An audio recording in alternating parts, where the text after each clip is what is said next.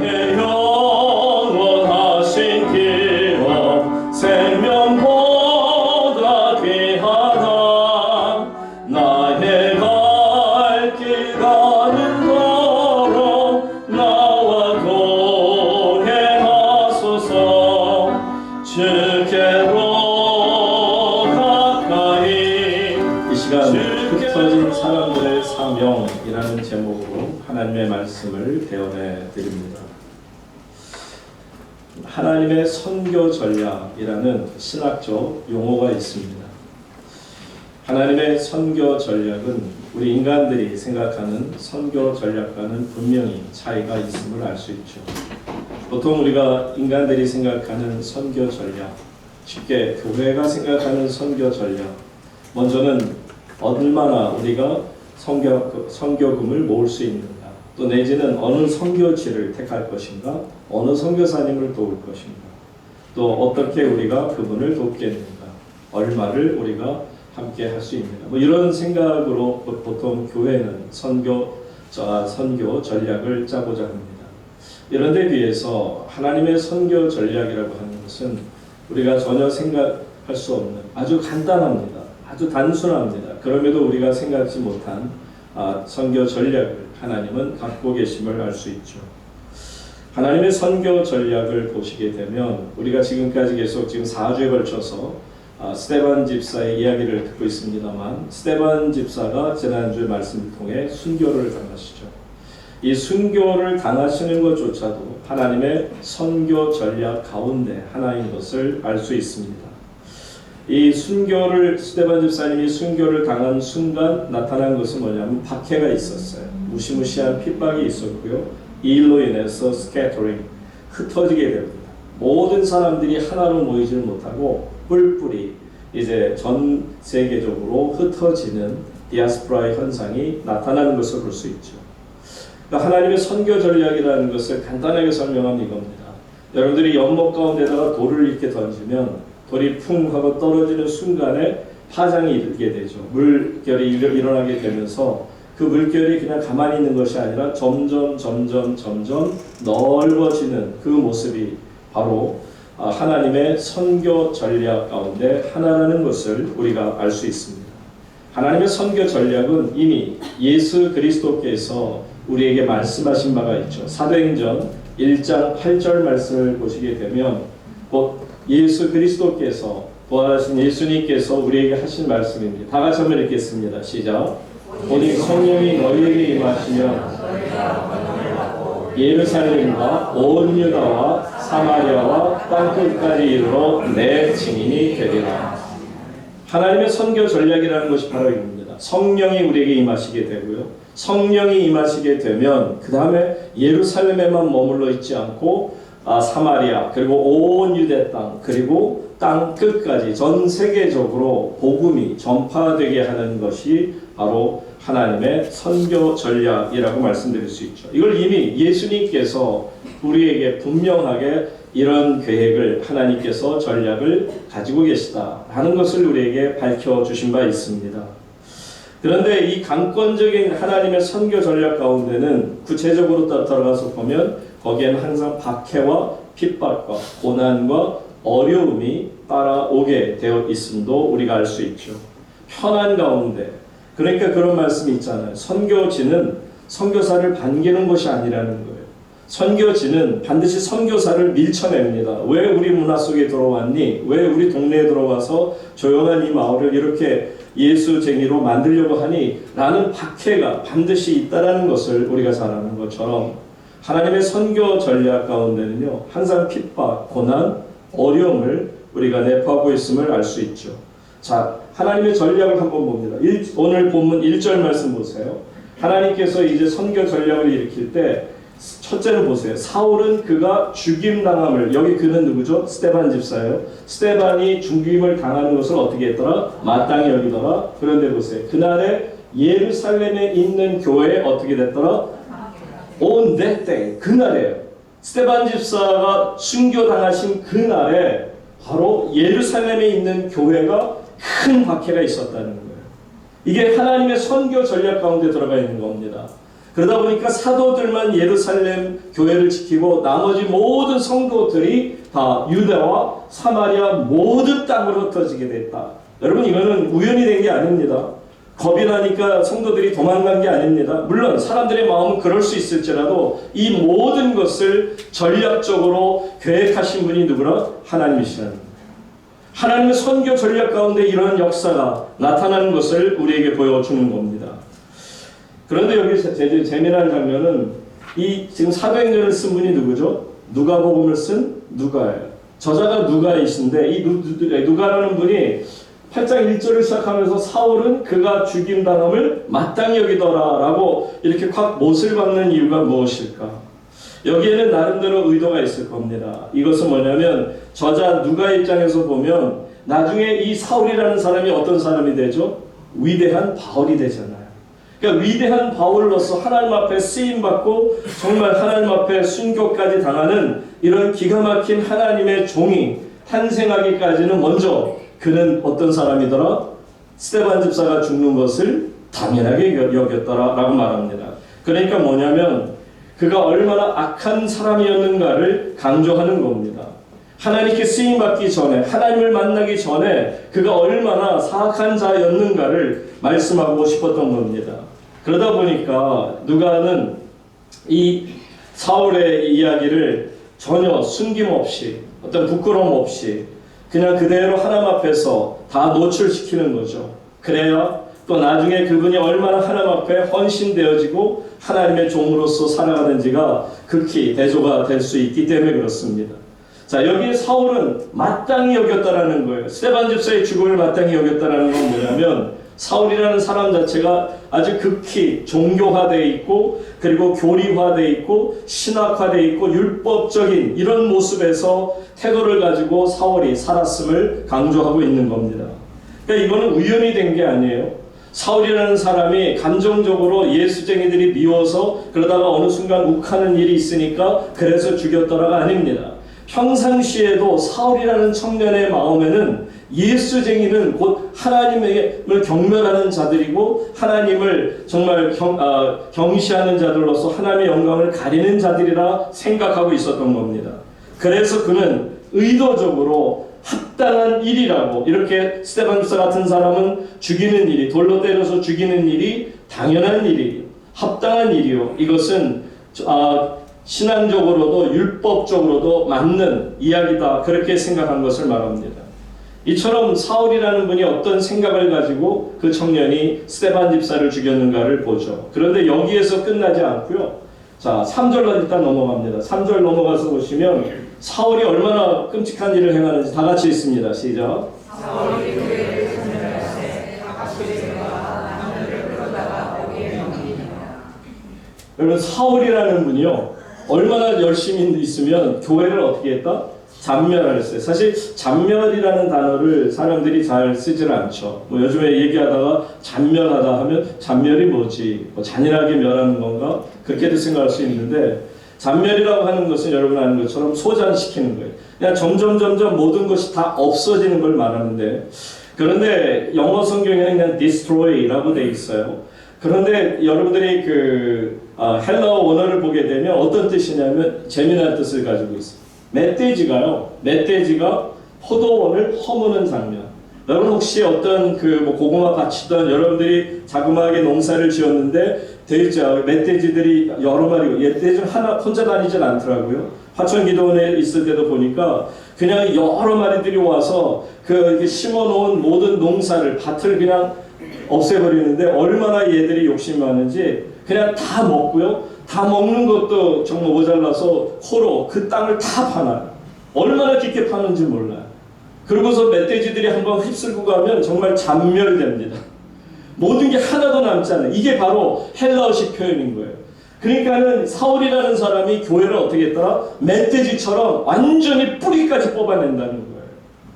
여러분 아시는 것처럼 중국이 1966년부터 76년까지 그 문화혁명이라는 무서운 혁명을 통해서 모든 종교를 말살하는 가운데 기독교를 말살합니다. 여러분 그 당시 여러분 아시겠지만 모든 선교사님들 다 쫓겨나고 기독 교회가 문을 다 닫고 모든 목사들이 다 체포되고 어려움을 당하면서 교회들이 아예 그냥 지하로 숨어 들어갔을 뿐 지상에 있는 교회는 하나도 없다라고 했을 때 그들이 선언했죠. 중국에서 교회는 끝이 났다. 잔멸하였다라는 이야기입니다. 여러분, 사울이라는 자가 이처럼 하나님 앞에서 끔찍한 일을 행했음을 우리에게 말씀합니다. 이것 누가라는 저자가 지금 분명히 말씀하죠. 사울이 스데반 집사의 죽음을 마땅히 여겼더라. 근데 그것도 모자라서 사울이 교회를 잔멸하였더라. 그리고는 각 집에 들어가서 남자와 여자, 곧 남녀가 누구예요? 예수 믿는 주님의 백성들을 끌어다가 옥에 넘겼더라. 여러분, 이것으로 본다면 사울이라는 사람은 도무지 하나님 안에서 용서를 받을 수가 없는 그런 사람인 것을 알 수 있습니다. 참으로 극악한 사람이었습니다. 그러나 그가 주님께서 그를 강권적으로 만나주시고 그를 부르시고, 이제 사도행전 우리가 8장 읽습니다만 9장에 넘어가면 9장에서 이 사도 바울에 대한 이야기를 누가가 계속해서 정말 아주 자세하게 이야기하는 것을 우리가 볼 수 있는데, 어쨌든 이 사울이라는 분이 이처럼 하나님 안에서 주님을 만남으로 아버지 앞에 서게 될 때까지 그의 모든 부족함이 그대로 낱낱이 드러난 것을 봅니다. 자, 스데반 집사님이 순교당하고요. 그리고는 다시 1절로 돌아가서 보면 1절에서 교회가 크게 핍박을, 박해를 받게 되는 장면. 그러니까 보세요. 큰 핍박이라는 것은 마치 해머를 들고서는 어떤 도자기 같은 게 있으면 그거를 꽝 하고 깨는 것과 같아요. 그러니까 무시무시한 일이 벌어져 힘을 쓰는 겁니다. 꽝 하고 때리는 순간에 바삭하고 깨어진 것처럼 말 그대로 이 예루살렘 교회가 큰 박해로 인해서 어떻게 해요? 사도 빼놓고는 다들 도망갔다고. 온 유대와 사마리아 땅으로 흩어졌어요. 근데 여러분, 여기서 우리가 기억해야 될 것이 뭐냐면 유대인들 정말 콧대 높은 사람들이에요. 그들이 갖고 있던 교만함, 민족적인 우월감, 이런 것들이 함께 깨어졌다는 이야기입니다. 큰 박해를 예루살렘 교회가 당하는 순간 예루살렘 교회를 중심으로 섬겼던 모든 유대인들의 민족적인 우월감과 교만이 완전히 박살나는 장면을 봅니다. 그리고 나서 그들이 겸손한 상태로 사마리아로 들어가서 그곳에서 복음을 전하게 되는 것을 보죠. 여러분, 네덜란드의 수도가 암스테르담입니다. 근데 이 암스테르담에 아주 유명한 그 화가가 있었죠. 이 화가는 얼마나 그림을 잘 그리는지 저는 미술가를 잘 몰라요. 그렇지만 이분은 너무너무 그림을 좋아하는데 이분의 그림을 보면서 사람들이 많은 돈을 주고 그러다 보니까 돈과 명예를 얻는 큰 부자가 됩니다. 그러니까 이분이 이제 막 신이 나서 열심히 일하는데 무엇보다도 자기가 정말 사랑하는 아내를 맡게 되죠. 그래서 더 승승장구하는 것 같았는데 안타깝게도 사랑하는 그 아내가 아이도 낳지 못하고 그리고는 이제 병에 걸려 죽게 됩니다. 그 일을 인해서 이 화가는 완전히 삶의 의미를 찾지 못하고 무너지죠. 그러다가 정말 술과 도박에 완전히 빠져서 지내면서 모든 것을 다 잃어버리게 됩니다. 그리고 탈탈 털린 거지처럼 이제 길거리에 나앉게 됐죠.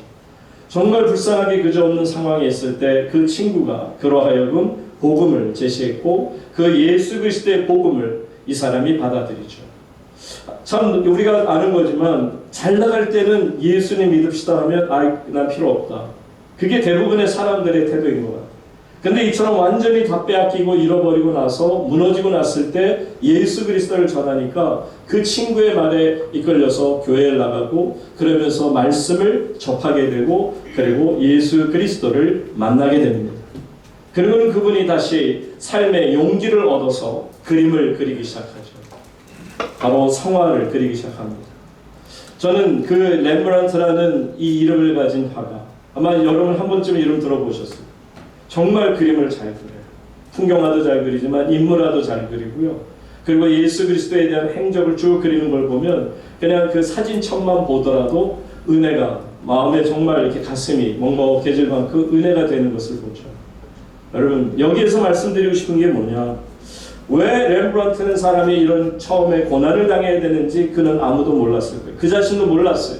그러나 하나님께서 그를 쓰시고자 했을 때 그가 얼마나 기가 막힌 성화를 그림으로 하나님의 영광을 나타냈는지 여러분 아시는 것처럼 17세기는 렘브란트의 나라라고 그랬어요. 네덜란드라는 이름이 있었는데도 그 나라를 네덜란드라는 이름은 몰라도 렘브란트의 나라 그럼 그 나라 할 정도로 하나님 앞에서 쓰임받고 그가 잃어버렸던 모든 존경과 명예를 하나님이 허락하신 것을 볼 수 있죠. 여러분 이처럼 우리는 왜 내게 지금 고난이 있는지 이런 아픔이 있는지 우리는 모릅니다. 그러나 먼 훗날의 시간이 지나고 보면 왜 하나님이 이런 고난을 주셨을까? 왜 하나님께서 예루살렘 교회를 핍박을 주시고 스캐터링 하도록 흐트러 버리시는가? 왜 그들을 정말 그들로 하여금 도망가게 만들었는가? 말씀드린 것처럼 종교적 우월감과 민족적 교만으로 가득 차 있던 이 사람들의 눈에는 사마리아는 땅이 아니었어요. 사마리아는 사람들이 사는 곳이 아니었습니다. 유대인들은 사마리아가 하는 이 땅이 얼마나 더러운지 그 더러운 땅을 밟으면 마치 내가 오물밭을 지나가는 돼지우리를 여러분들이 신발 신고라도 지나갈 때 얼마나 지저분하고 더럽겠습니까? 그런 느낌에 불결한 느낌에 그런 느낌으로 사마리아 땅을 보았던 사람들이 바로 유대교인들이었고 여러분들 그리스도인이라고 다르지 않습니다. 여러분들 베드로를 통해서도 처음 해보시지만 정말 이방인들에게 복음을 전하는 일조차도 꺼려했던 것이 이 교회를 맡았던 수장이었던 베드로 사도였던 것을 보면 다른 사람들은 오죽했을까를 봅니다. 왜 사도 바울이 그처럼 집중적으로 모든 영광을 하나님 앞에 누리냐면 그가 이제 유대를 넘어 온 유대를 넘어서 온 세계 땅끝까지로 복음을 증거할 수 있었죠. 근데 그 가운데 차라리 다른 나라 가는 건 몰라요. 그런데 사마리아는 안 돼요. 사마리아는 더러운 땅이에요. 오염된 땅이에요. 거기에는 선한 것이 하나도 없는 겁니다. 그런데 여러분 사마리아로 이 백성들을 보내세요. 하나님의 백성들이 다 간 건 아니지만 예루살렘 교회에 있던 사람들 중에 정말 다수가 사마리아 땅으로 얼떨결에 도망을 갑니다. 그러면서 그들은 생각했을 거예요. 왜 우리에게 이런 일이 있어야 되지? 왜 우리가 이런 더러운 땅 정말 여러분 아시지만 유대인들이 생각하는 사마리아 사람은 어떤 사람들? 개와 같은 사람들. 개와 같이 취급했던 이 사람들 이 더러운 땅에 왜 내가 몸을 숨겨야 합니까? 자신의 어떤 처지를 한탄할 수 있었겠죠. 근데 여러분 이게 하나님의 선교 전략입니다. 흩으시는 거예요. 하나님이 흩으시지 않았더라면 그들은 결코 사마리아로 들어갈 생각조차를 하지를 않았을 것입니다. 자, 그런데 그들이 이제 세상 곳곳으로 사마리아까지 흩어지게 되는데 유대와 사마리아 모든 땅으로 흩어지는데 그 전에 그들이 한 게 있어요. 2절 다시 가서 2절 봅니다. 경건한 사람들이 스데반을 장사하고 위하여 어떻게 했더라? 크게 울더라. 어떻게 보면 교회가 이제 무너지게 되고 이처럼 모든 것을 다 잃어버리고 쫓겨나니 이제 마지막 떠나기 전에 그 스데반을 장사하는 일만큼은 해야겠다 생각했고 그 그리스도인들의 처지, 예루살렘 교회의 처지를 생각할 때 경건한 사람들이 크게 눈물을 흘리지 않을 수 없었다라는 거예요. 절망적인 상황에서 말합니다. 여러분 만약에요 예수님께서 이들을 위로하신다면 어떻게 했을까? 이 사람들아 스데반을 위하여 울지 마. 스데반을 위해서 울지 마. 여러분 기억나시죠? 예수님 십자가에 달려 들어갔을 때 여인들이 울 때 뭐라고 그러셨어요? 나를 위하여 울지 말라.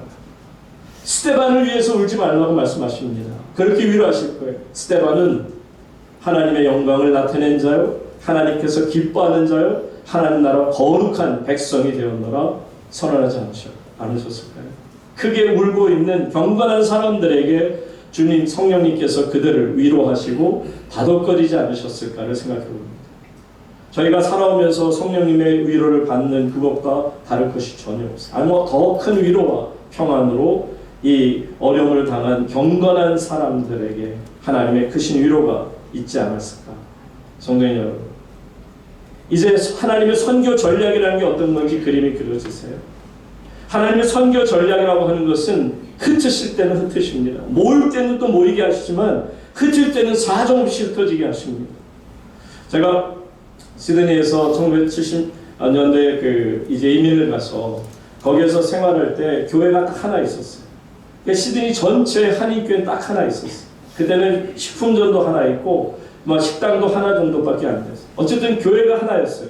그런데 그 교회가 나중에 다툼이 있어서 갈라지는데 지금은 뭐 한 350개 이상이 된다는 얘기를 듣습니다만 정확히 모르겠고 어쨌든 많은 교회들이 세워졌어요.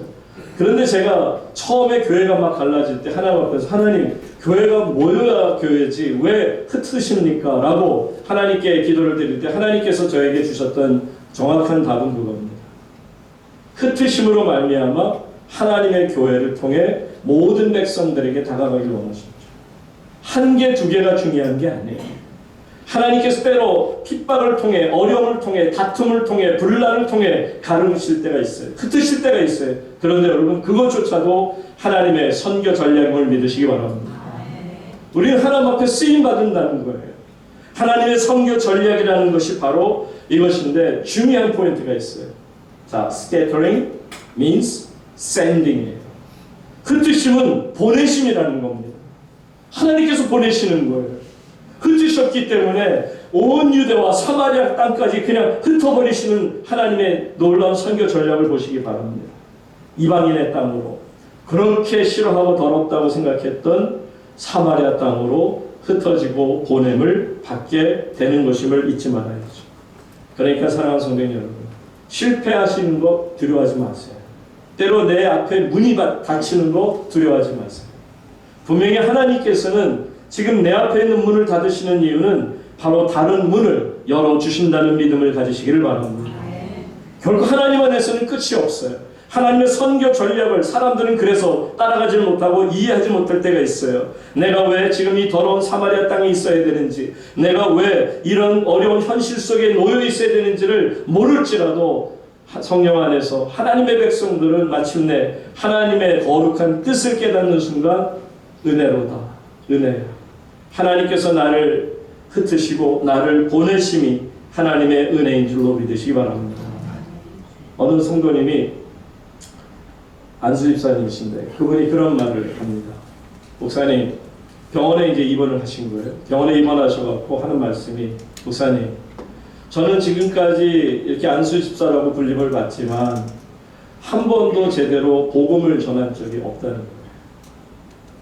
특히 예수 믿으세요. 친구한테 한번 교회 나가봐 하는 정도는 자기가 얘기를 했어도 예수 그리스도가 구원의 구세주이시며 우리의 생명의 주인이라는 그렇게 자세하게 얘기하는 게 너무 싫어서 그래서 그 말을 못했다는 거예요.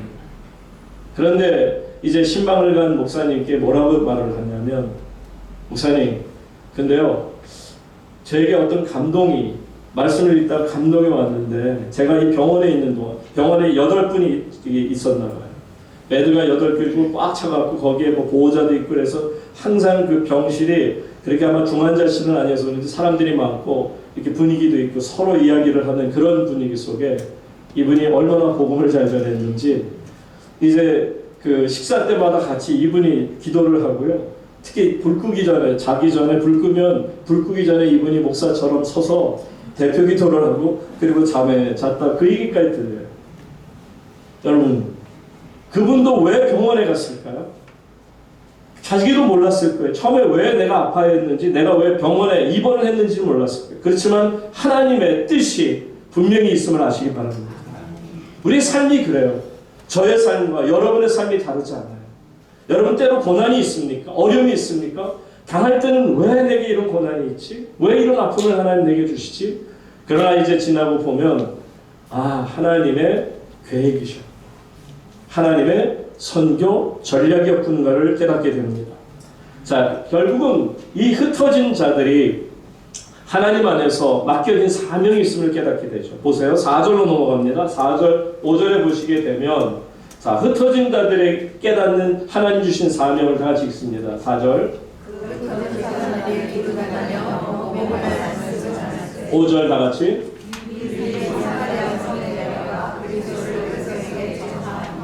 자, 흩어진 자들의 4절로 다시 돌아가서 보시면 흩어진 자들이 뭘 했다고 되어 있어요? 4절에 복음을 4절 흩어진 사람들이 두루다니며 복음의 말씀을 전할세. 하나님께서는 흩어진 자들에게 무엇을 주셨다? 사명을 주셨다. 사명은 어떤 사명이다? 예수 그리스도의 복음을 전하는 사명을 맡기셨다는 거예요. 그러니까 핍박 때문에 그들이 비록 가기 싫은 그 더러운 땅 사마리아를 갔지만 그곳에서조차도 하나님의 말씀을 전하는 겁니다. 사마리아 땅뿐이겠습니까? 온 곳으로 흩어진 자들이 하나님의 말씀을 전하는데 5절 다시 한번 보세요. 5절 보시게 되면 빌립은 어디로 갔다? 사마리아 성. 말씀드린 그 더럽고 가서는 안 되는 그런 땅이라고 말하는 이 사마리아 성에 내려가서 그리스도를 백성들에게 어떻게 했더라? 전파했더라.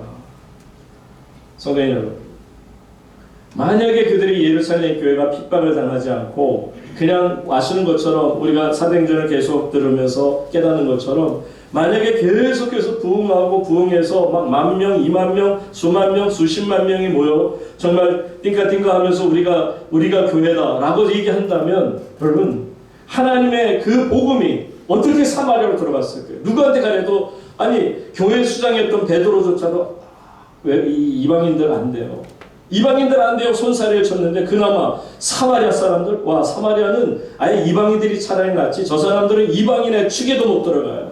저들은 완전히 민족적으로 하나님 앞에서 혼혈된 그런 하나님 앞에 버림받은 백성, 버림받은 땅이라는 생각이 있는데 하나님께서는 그곳으로 들어갑니다. 여러분 그런데 우리가 믿음을 갖고 보니까 하나님을 의지할 때가 가장 행복하고 가장 축복받는 순간인데 그럼 언제 하나님을 의지하느냐? 아까 렘브란트처럼 모든 것을 다 빼앗겼을 때, 잃어버렸을 때 비로소 하나님의 음성을 듣게 되는 것을 보죠. 이 말씀은 뭐냐면 내 힘으로는 안 된다는 거예요. 복음을 전하는 일, 하나님의 선교 전략 가운데 가장 중요한 핵심은 뭐냐? 인간의 힘으로는 안 된다는 거예요. 내가 해보겠다고요? 내 실력을 해보겠다고요? 내가 설교를 잘하기 때문에, 내가 뭘 하기 때문에, 내가 무엇 재물을 가지고 있기 때문에 천만의 말씀입니다.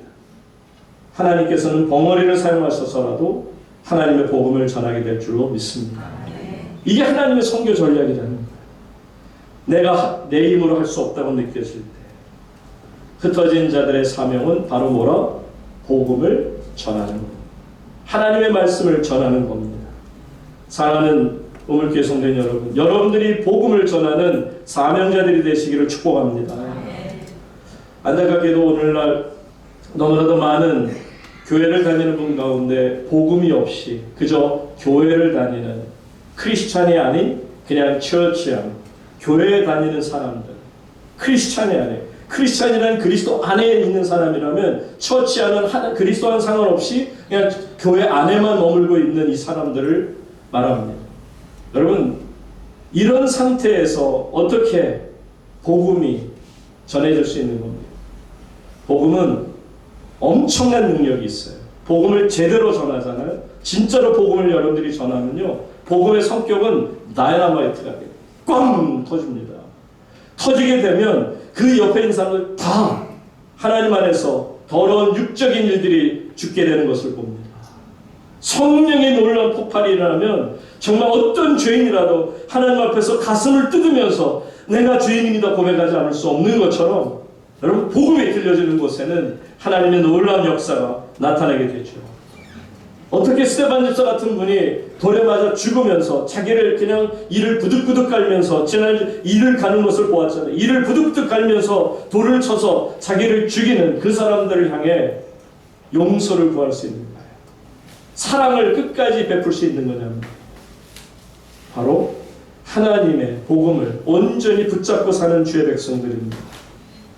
자, 그래서 이제 빌립이 사마리아에 내려가서 그리스도를 이제 이 사마리아 사람들에게 전할 때 어떤 역사가 나타나는지 보세요. 6절 다 같이 읽습니다.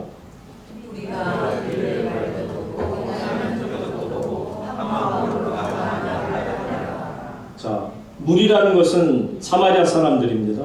사마리아 성에 있는 사마리아 사람들이 빌립의 말도 듣고 행하는 표적도 보고 중요한 것은 뭐라? 한 마음으로 그가 하는 말을 어떻게 했더라?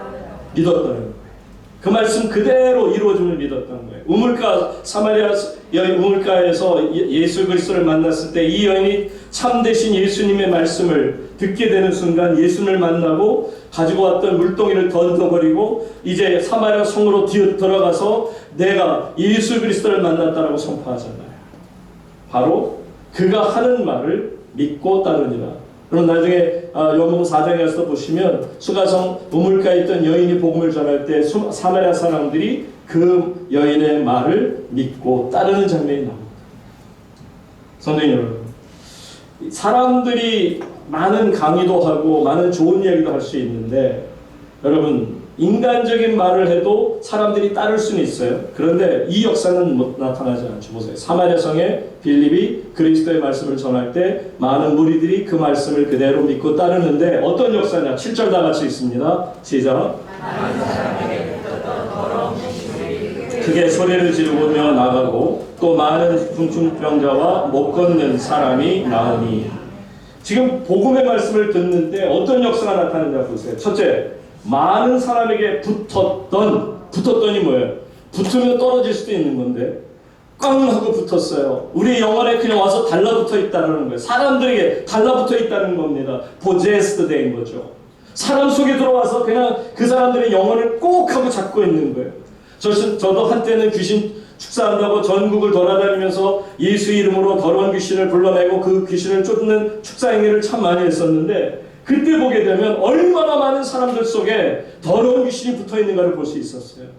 정말 말 그대로 빌립 이분이 주님의 이름으로 빌립 집사가 복음을 전파할 때 듣고 있던 많은 무리들이 그 말씀을 믿고 따르는 가운데 첫째는 그들을 사로잡고 있던 악한 영들. 여러분 귀신을 가리켜서 또 다른 표현으로 뭐냐면 unclean spirit이라고 얘기해요. 깨끗하지 못한 더러운 영입니다. 바로 귀신은 더러운 영이 더러운 귀신들이 사람들에게 그것도 많은 사람들이 붙어 있었어요. 그런데 놀랍게도 간단하게 복음을 전하는 순간 그 말씀이 그들 속에 들어오는 순간 그들을 붙어 있던 사로잡고 있던 possessed 돼 있던 더러운 귀신들이 그냥 한순간에 쫓겨납니다.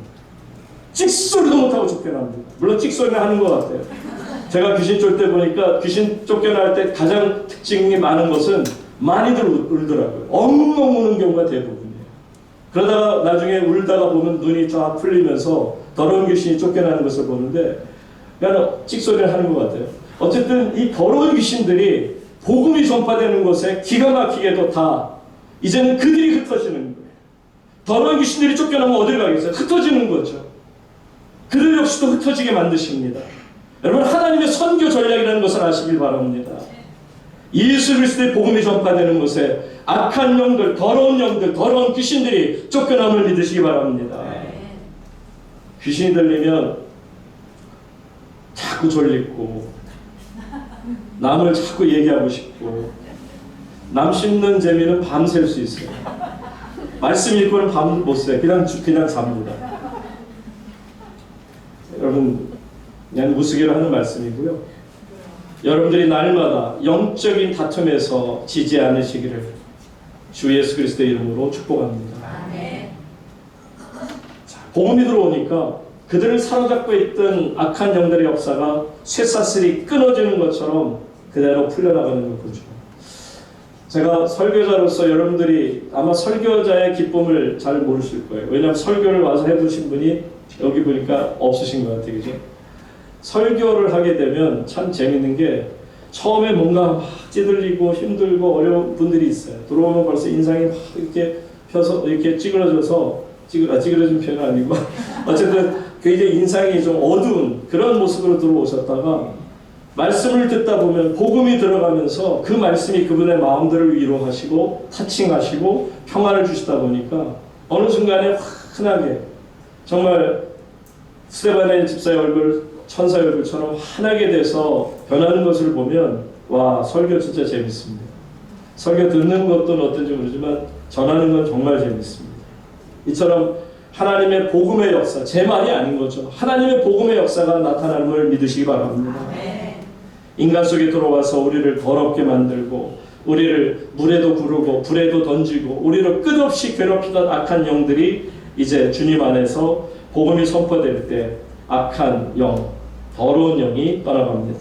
그리고 두 번째 보세요. 이제 더러운 귀신들이 크게 소리를 지르고 나가면서 또 그 다음에 많은 중풍병자와 못 걷는 사람이 어떻게 했다? 나왔다. 한마디로 병 고치는 역사가 나타나는 것을 보시기 바랍니다.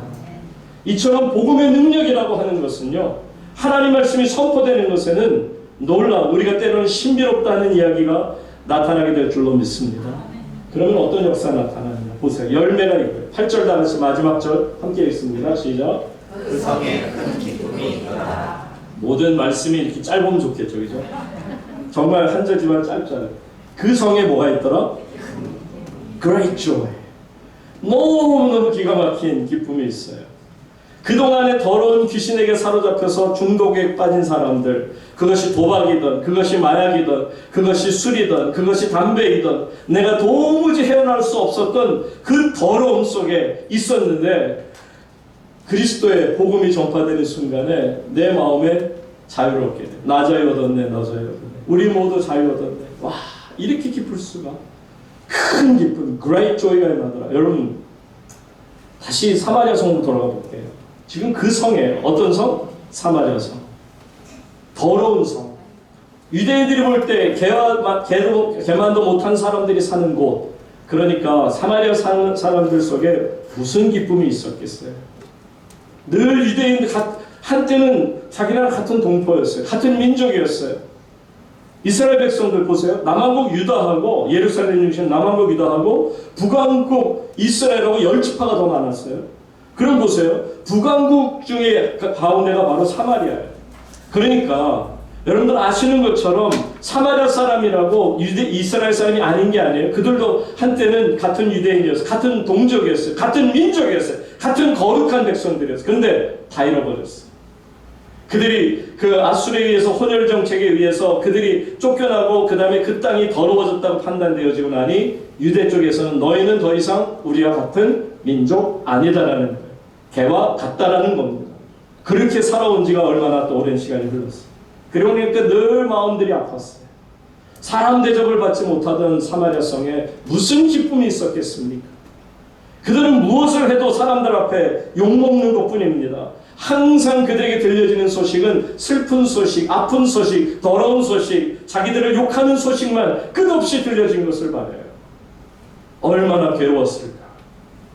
그러니까 사마리아 성이라는 것은 기쁨이 없는 슬픔과 모욕으로 가득 찬 성이라는 것을 알 수 있습니다. 그 중에 그들이 가장 답답해하는 게 뭐였을까? 제가 사마리아 사람이었다면 제일 힘들었던 거는 그래도 내가 하나님을 믿는데, 그리고 나도 정말 한때는 이스라엘 백성이었는데, 그렇다면 예루살렘을 사모할 수밖에 없고 성전을 사모할 수밖에 없고, 더구나 정말 사모하는 것은 제사장들이 있어서 우리를 대신해서 하나님께 제사를 드려줬으면 좋겠는데 그런 사람이 없다. 그러니까 이런 삶을 살다 보니까 그냥 육적인 쾌락만을 즐기는 것으로 기쁨을 대신하려고 했겠죠. 근데 여러분, 육적인 쾌락을 가지고 우리에게 큰 기쁨을 줄 수 있는 겁니다. 점점 더 사람이 피폐해지고 마음도 피폐해지기 마련이죠. 그런데 이 성에 뭐가 있었더라? 큰 기쁨이 있었다. 지금까지는 정말 이런 큰 기쁨을 누리지 못했던 성인데 그곳에 빌립이 가서 어떤 복음을 전했겠어요? 예수가 그리스도시다. 예수가 구세주요, 예수 하나님 말씀하신 바로 메시아다. 우리를 죄에서 구원하시고 우리에게 새로운 생명과 하나님 나라 문을 열어주신 분이 누구라? 예수 그리스도다. 그 복음을 전할 때, 이 복음을 그 무리들이 받아들일 때 세상에 이런 기쁨이 있을 수가 있을까?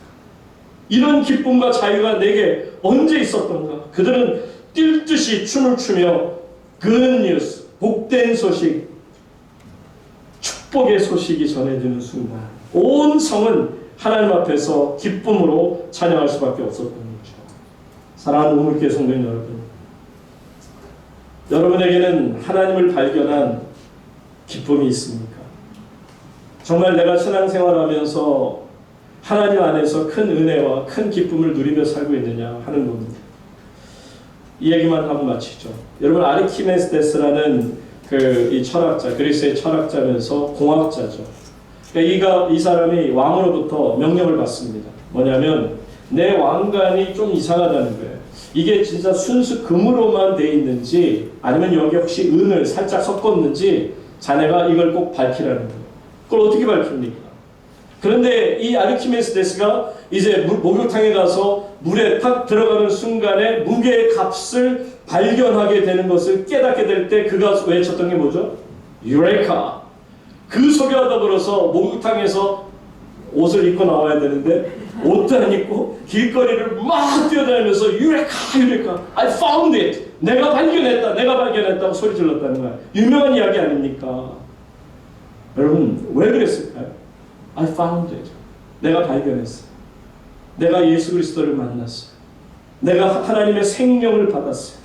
그리고 나니까 이 사마리아 성에 큰 기쁨이 있다. 저는 여러분들의 남은 생애가 늘 그리스도 때문에 행복하고 기쁨으로 가득 찬 여러분들의 삶이 이어지기를 주의 이름으로 축원합니다. 아멘. 함께 기도하겠습니다. 하나님 아버지, 흩어진 자들이 비로소 어려움과 핍박을 당하고 흩어지게 될 때는 왜 이럴까? 두려움도 있었고 의심도 있었고 안타까운 마음에 두려운 마음에 도망을 쳤을지 몰라요. 그들이 곧 하나님의 놀라운 계획과 하나님의 선교 전략이라는 것을 깨닫게 될 때 흩어진 자들로서 사명을 가지고 가는 곳마다 복음을 전파할 때 수많은 사람들이 유레카 내가 주님을 만났습니다. 주님을 발견했습니다. 생명을 가지게 되었습니다. 고백하며 즐거워하는 것을 보며 함께 기뻐한 것처럼 하나님, 우리 우물교회 모든 주의 백성들 날마다 저들의 삶 속에서 하나님을 발견했습니다. 고백하며 찬양하는 주의 백성 되기를 주의 이름으로 예수 그리스도의 이름으로 간절히 기도하옵나이다. 아멘.